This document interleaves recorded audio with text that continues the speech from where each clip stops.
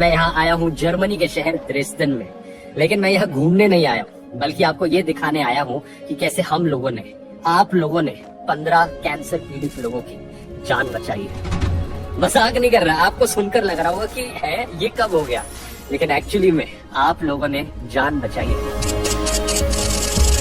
ये बात है करीब 1 साल पहले की, जब मैंने कैंसर के ऊपर ये एजुकेशन वीडियो बनाया था। इसमें मैंने कैंसर के प्रिवेंटेटिव स्टेप्स बताए थे, कैसे आप अपने आप को बचा सकते हो कैंसर होने से। लेकिन इसी वीडियो में मैंने ये भी कहा था कि अगर एक छोटा सा काम आप मेरा ये कर दोगे तो हम कैंसर पीड़ित मरीजों की जान भी बचा सकते हैं। और आपने किया। आप में से 30,000 लोगों ने रजिस्टर किया, जिसकी वजह से आज हम 15 लोगों की जान बचा पाए। एग्जैक्टली ये कैसे हुआ, इसके पीछे एक हाईटेक लैब शामिल है जो यहाँ ड्रेसडन में मौजूद है। आइए इसके पीछे की साइंस को थोड़ा डिटेल में समझते हैं और अगले साल के लिए टारगेट रखते हैं 150 जाने बचाने का। कैसे कर सकते हो आप, चलिए देखते हैं। ये पूरा मुद्दा है दोस्तों ब्लड कैंसर का। ब्लड कैंसर एक ऐसी बीमारी है जिसकी वजह से इंडिया में हर साल 70,000 लोग मारे जाते हैं। हर साल 70,000 लोगों की जाने जाती है। अगर ये बीमारी आपको हो जाए और आप पर कीमोथेरेपी और रेडिएशन जैसी ट्रीटमेंट्स फेल कर जाए, तो आपकी जान बचाने का एक आखिरी ऑप्शन बचता है ब्लड स्टेम सेल ट्रांसप्लांटेशन। आपको किसी दूसरे इंसान के खून से स्टेम सेल्स लेने पड़ेंगे अपनी बॉडी में कैंसर से फाइट करने के लिए।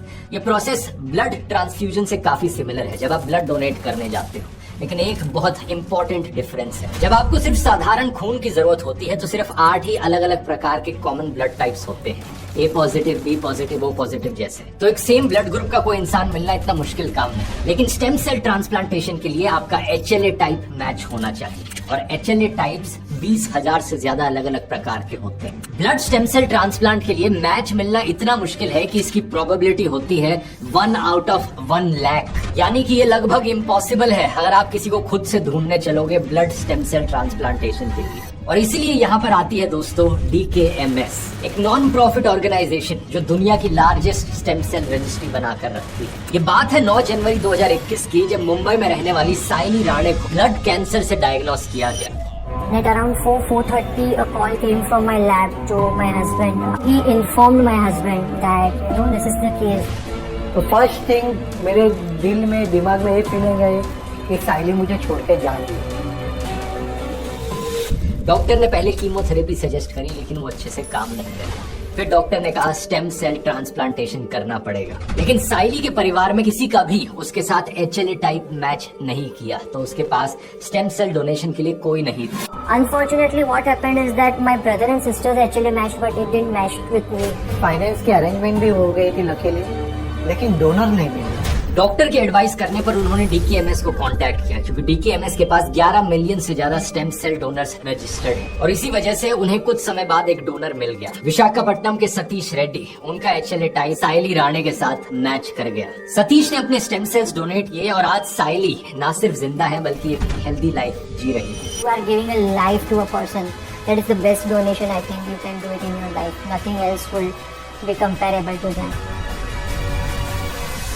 ऐसी ही एक कमाल की कहानी है अहमदाबाद के 6 साल के महीर की।